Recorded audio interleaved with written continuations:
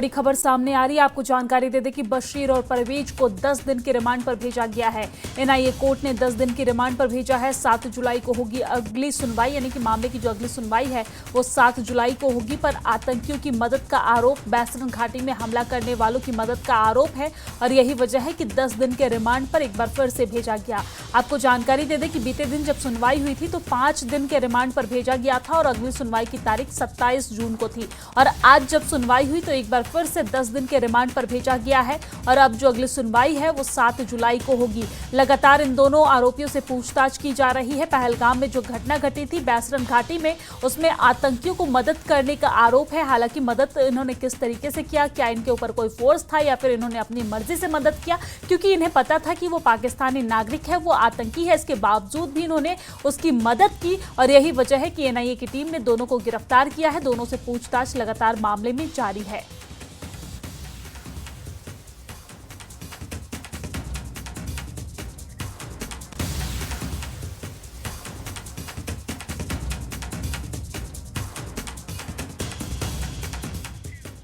आपातकाल के 50 साल पर बीजेपी की तरफ से देश भर में संविधान हत्या दिवस कार्यक्रम का आयोजन किया जा रहा है।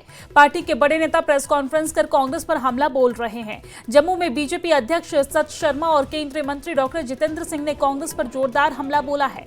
डॉक्टर जितेंद्र सिंह ने कहा है कि कांग्रेस ने इमरजेंसी लगाकर लोगों की आवाज दबाने की कोशिश की। मैंने खुद देखा है कि कैसे लोगों को प्रताड़ित किया गया, खासतौर पर आरएसएस और विपक्ष के नेताओं को। डॉक्टर जितेंद्र सिंह ने यह भी कहा है कि आपातकाल वंशवाद के शासन का नतीजा था। कांग्रेस को इस पाप के लिए कभी माफ नहीं किया जा सकता है।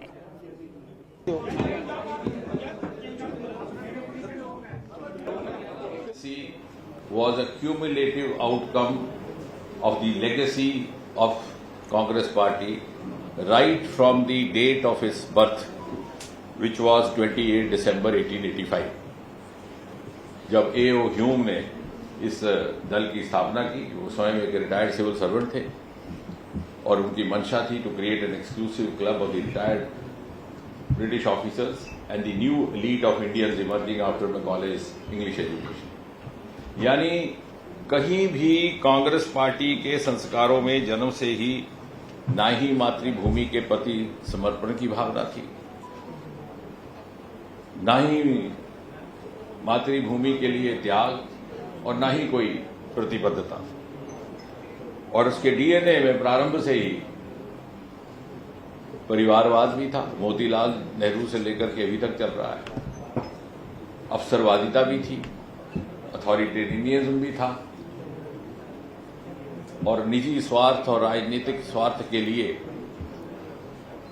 देश हित को पीछे रख करके स्वयं को प्राथमिकता देने की प्रवृत्ति भी थी।